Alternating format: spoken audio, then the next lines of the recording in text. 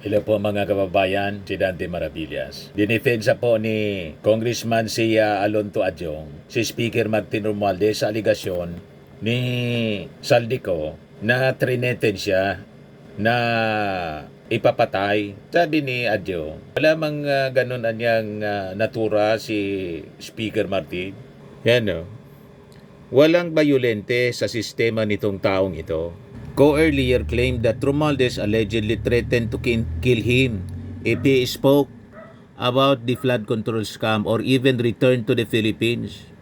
Adyong dismissed this accusation saying there is no violent bone in Romualdez' character in that the claims are inconsistent with the House leader's conduct.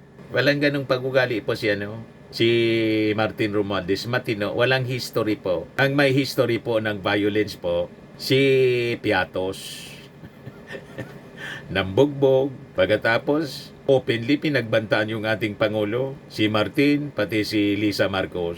Pati yung tatay ng ating Pangulong patay na, matagal ng patay, gustong ipahukay, ipatapon sa West Philippine Sea. Saka ini-imagine pa niya yung ulo ng ating Pangulong tanggalin. Yan ang katotohanan dyan mga kababayan. Pero si Martin, wala mang ganun. Tama si Congressman Adyong. Nag-presyon kanina. At sabi naman po ni Deputy Speaker Ronaldo Puno, ang hirap ba niya makipag-argue sa isang taong who is talking crazy? No relation to the truth. Wala siyang kinikita. Yan po. Sabi niya, yung presidente, kinausap si Secretary Pangandaman at si Undersecretary Bersamin para puntahan siya at makiusap na magsingit ng 100 billion na projects, no? Masyado na siyang bilib sa sarili niya. Sinong presidente ang kailangan makiusap sa isang committee chairman sa House, no? At hindi naman niya kayang i-deliver lahat yan. So bakit sa papakiusapan ng napakaraming makapangyarihan na tao, 'di ba? Para gawin yung hindi naman niya talaga kayang gawin. So number one, yun, medyo malayo talaga yun sa katotohanan, ano? Pangalawa, wala daw siyang natanggap or nakuha dito sa lahat ng mga projects na to. Di saan nang galing yung mga eroplano? Saan nang galing yung mga helicopter? Yung mga bahay niya sa Europe at kung saan-saan, 'di ba? Saan nang galing lahat yun? Yung hotel niya, saan galing yun? Oh, dapat pakita niya kung saan. Kasi talagang kung iisa-isahin mo yung mga sinabi niya, talagang parang hindi ka makasagot dahil napaka-imposible. Talagang ang hirap kasi pag ang tao nagsalita ng walang kabase-base, mahirap i-debate yun. Di ba? Mahirap. It's so hard to argue with somebody who is talking crazy. Because obviously, whatever argument you have will have no relation to the truth. Wala siyang kinikita. Nakiusap sa kanya yung presidente. Ay nako, parang hindi talaga pwede yung ganyan. Yung full press con mga kababayan na i-replay ko po sa inyo. Magandang hapon sa inyo lahat. Kanina umaga nag-meeting kami mga party leaders para pag-usapan lahat ng mga nangyayari, no, na mga nakikita-kita natin. Maraming mga kwento na umiikot, may mga bagong nagsasalita, medyo masaya yung araw. So nagkita-kita kami and then we were thinking that maybe we should express the opinion of Congress, no, to all of you kasi baka nagtataka kayo anong iniisip namin. So here we have the representatives of the 5 major parties that comprise the majority in Congress, no. I guess dito pa lang makikita natin that may message na talaga that the majority is solid in Congress, na hindi kami nalilito or nagugulat din sa mga sinasabing mga inventong kwento. At we felt that it was necessary for us to come forward and at least say something specific, kung ano yung feelings namin as a party. So, bawat partido gumawa ng kanya-kanyang statement, no, i-distribute namin sa inyo mamaya yan para makita ninyo anong naisip ng bawat partido. Hindi naman parehong-pareho yung aming mga reaction, pero I think by and large, in fact, everybody is in support of President Marcos here. So, bahala na kayong magkilatis dun sa aming mga statements. Siguro gawin na lang natin, we'll open ourselves up to questions from you already. Baka meron na kayong nakahandang gustong itanong so that we will have a longer conversation with you. No? So, thank you, and I think maybe we can open the floor for questions. Okay, thank you. from Sir, first everyone. question natin is Ms. Ann Soberano from Bombo Radio. Ann? Sir, good afternoon. Ann Soberano po of Bomborato. Sir, sa naging revelation po ni former Congressman Saldico, how does the House leadership respond to him sa kanyang claims that certain high-ranking members, particularly former Speaker Martin Romualdez, involved in the corruption?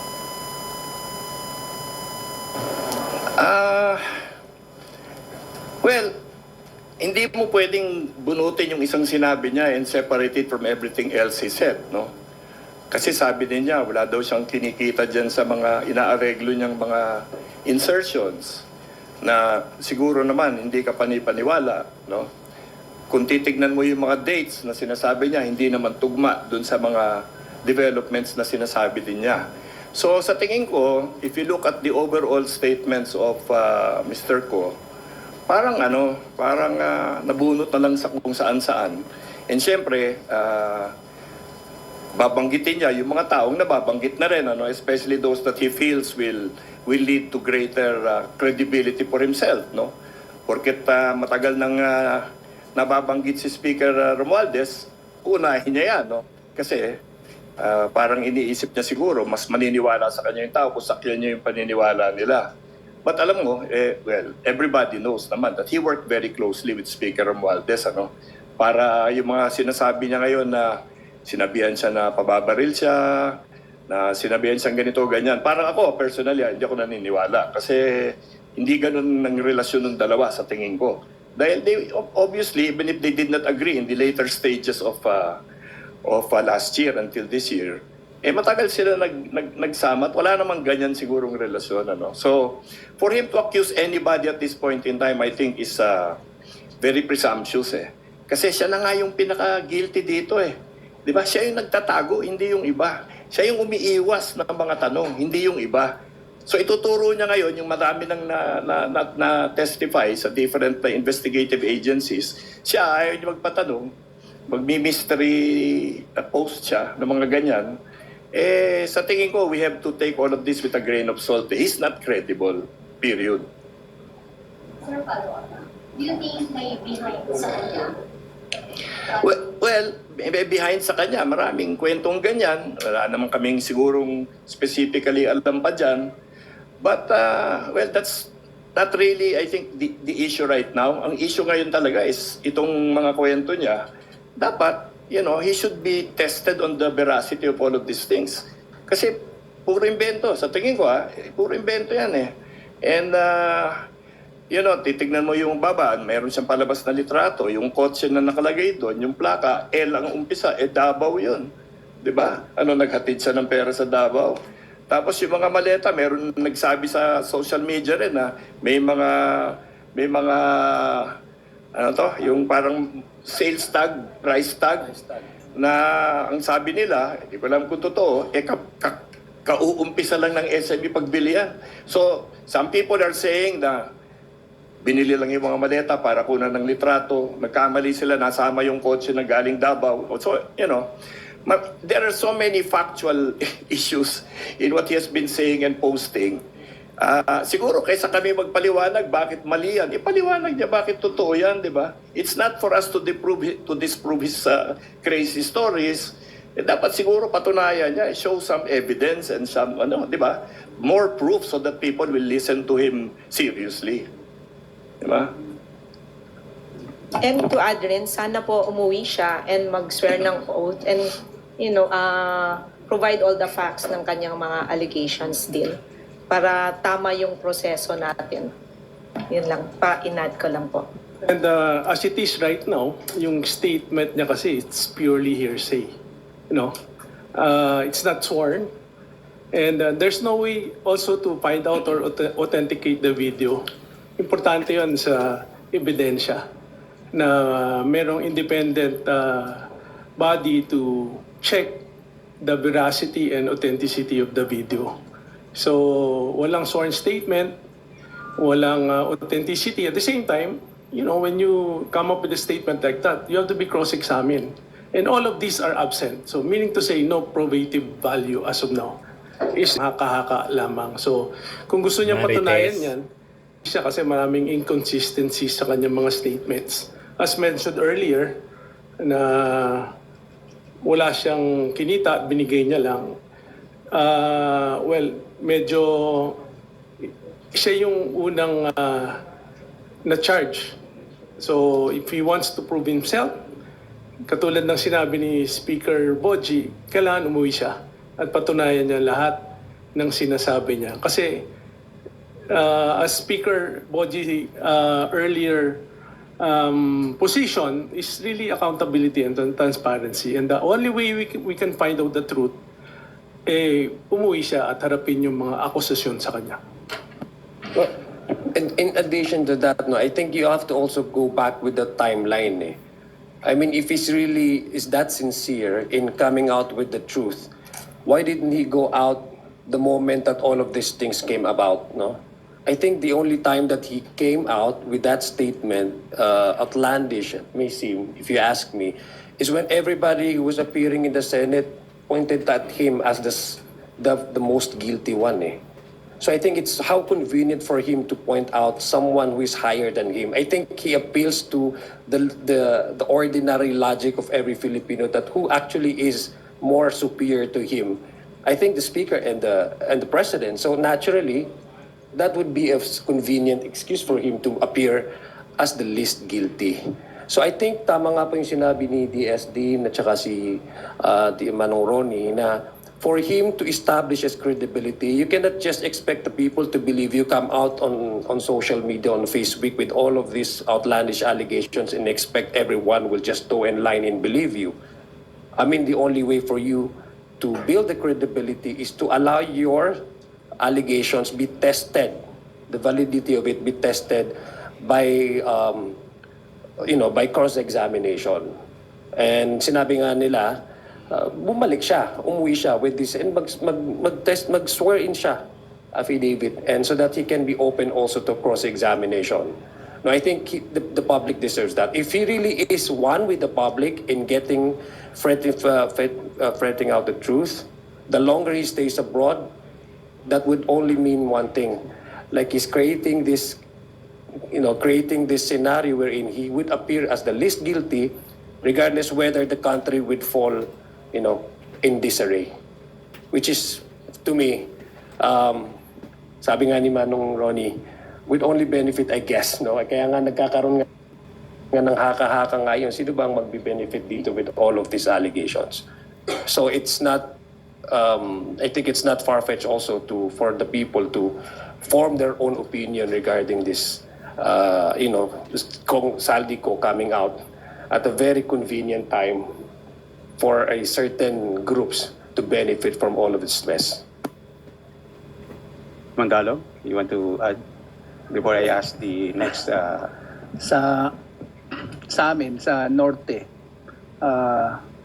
I'm from the North, tinignan nyo naman yung listahan ng sinasabing insertion daw ni Presidente.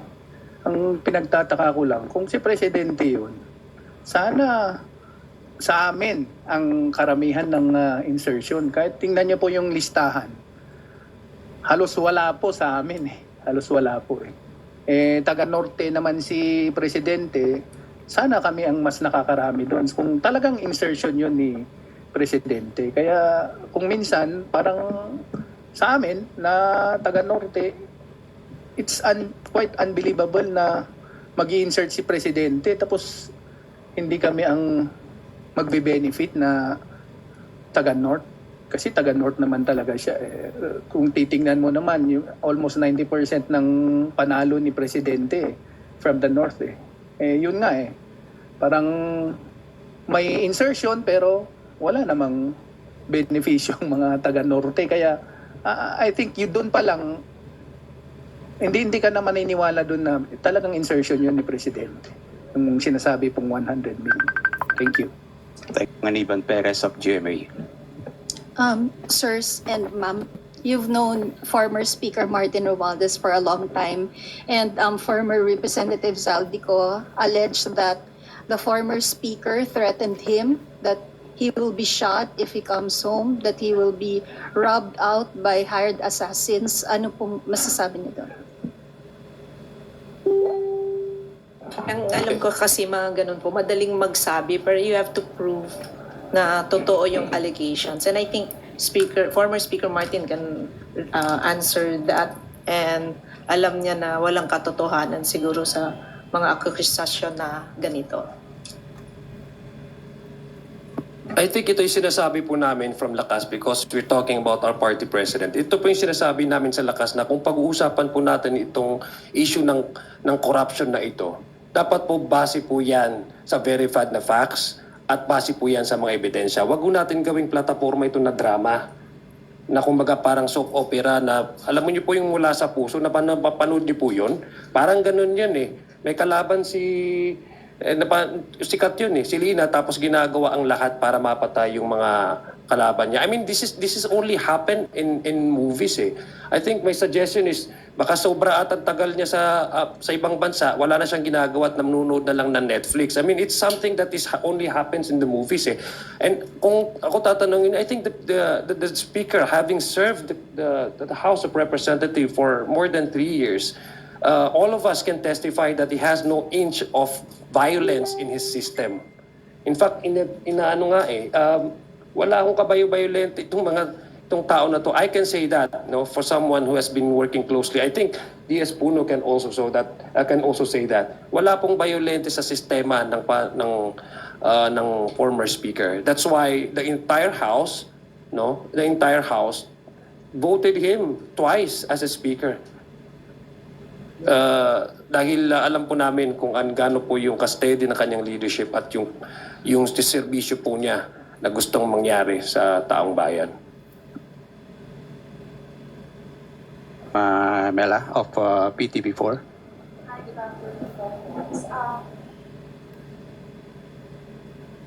Tina Panganiban. Yes, go ahead. Sorry po sir, patanong lang po ng office ko. Any reaction po dito sa sinabi ni Yusek Claire Castro na nagagamit daw po si Zaldico? Ang sabi po ni Yusek, tingin ko nagpagamit si Zaldico. Sa aking pananaw, tiniming ito kasi ang gusto ng mga gustong magpabagsak sa Pangulo ay mawala ang Pangulo. Kaya maaaring magamit ito. Ako lang, personal na pananaw ko to. Pinangakuan na kapag kami ang nasa pwesto, mapalitan ng Pangulo, hindi ka uusigin. Panels po natin.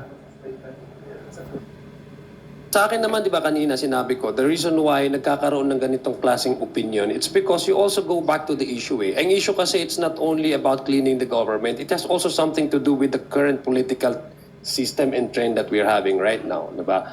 So, kaya nga sinasabi ko, kanina po, in-explain ko po sa inyo, I think it's convenient for former Congressman Saldic to point out, to throw the blame to the one who's more authoritative, in terms of power and mandate, that's the speaker and that's the president, so that he can appear as the least guilty, someone who has been used, for the benefit of a certain individual, which in this case, according to him, is the president. Kama nga yung sinabi po ni Manong Ronnie, imposibleng maniwala din po ang tao na sasabihin mo wala kang kinuha pero it does not reflect to the current the asset that he has. It's clearly, to me, it's clearly preposterous to say that you have not gained anything from that kind of transaction when in fact your asset speaks of the exact opposite of what you're claiming to be, So tatanungin mo talaga, so bakit napaka-convenient ituro siya? So definitely, somebody has to benefit from all of this. From all of this revelation that he has.